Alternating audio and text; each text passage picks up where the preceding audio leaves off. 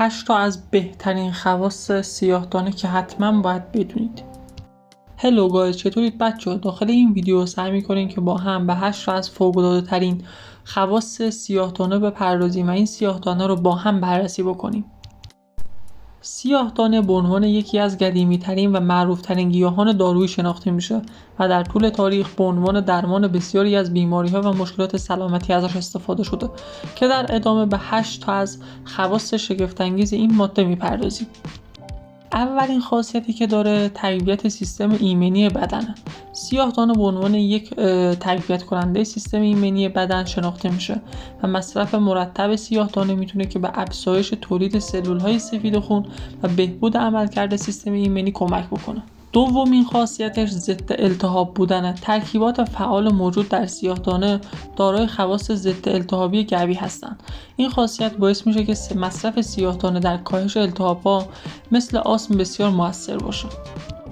میرسیم به گزینه سوم، حفظ سلامت قلب. بر اساس مطالعات صورت گرفته و بر اساس مقاله هایی که توی همین زمینه نوشته شده، سیاه‌دانه میتونه که به حفظ سلامت قلب و عروق کمک بکنه.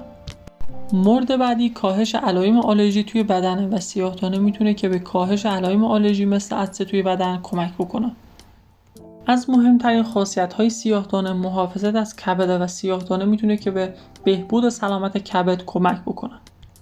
سیاه‌دانه به خاطر ترکیبات ضد اکسیدانی که داره باعث محافظت از کبد میشه و هر آسیبی هم که به کبد وارد بشه میتونه که ازش جلوگیری بکنه. مثلا آسیب‌هایی که مواد مخدر به کبد میتونن که وارد بکنن. ششمین مورد تسریع فرایند بهبود بخشه و خواص ضد باکتریال و ضد قارچ سیاه‌دانه میتونه که در فرایند بهبود بخشی از بیماری‌ها و زخم‌ها خیلی مؤثر واقع بشه و این مورد رو خیلی تسریع ببخشه. مورد هفتم سلامت پوسته و سیاه‌دانه میتونه که برای حفظ سلامت پوست خیلی مفید باشه و مورد آخر تقویت حافظه و کاهش خستگی ذهن. و بر اساس مورد هشتم یعنی تقویت حافظه و کاهش خستگی ذهن میتونه که برای دانشجویان و دانش آموزان خیلی موثر باشه و اگر که هر کسی میخواد از نظر ذهنی کمی تقویت بشه و بهتر بتونه که امتحانات خودش رو پاس بکنه میتونه که از این ماده استفاده بکنه.